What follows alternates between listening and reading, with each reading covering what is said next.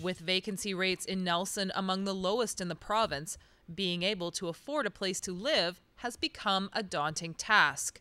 On this episode of The Lunch Counter, affordable housing and homelessness in the Kootenays is on the menu.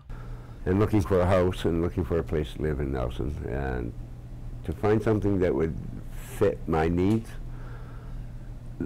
I couldn't find anything underneath $500 that had its own bathroom and a living room, kitchen set up with a bedroom. My living room would be my bedroom, and that would be enough to live off.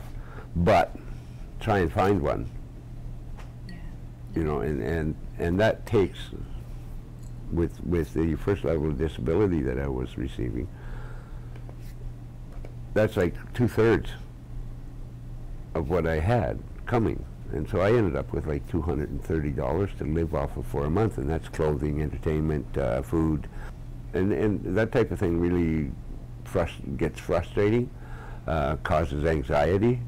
For some people, I realize that they're influenced because of the situation they're in to bend the law and to try and generate more income.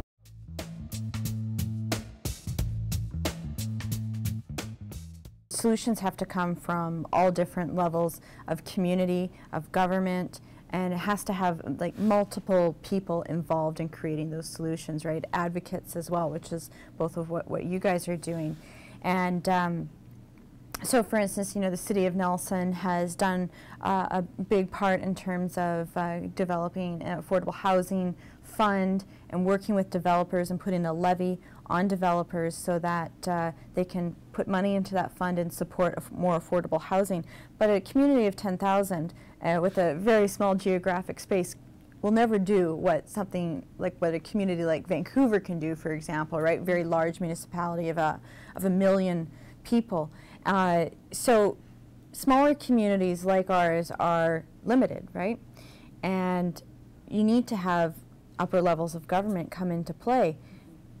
But the choices that have been made over the last 10 years are actually a steady cutback in BC housing year after year after year. So there's an 18% cutback slated for this year, a 24% cutback slated for next year, and last year there was also another $4 million cutback.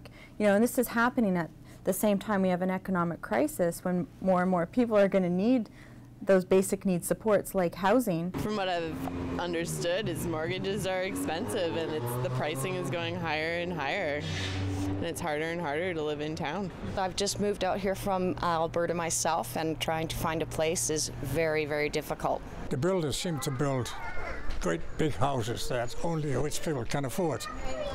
Why not build something that's moderate and the working man can afford?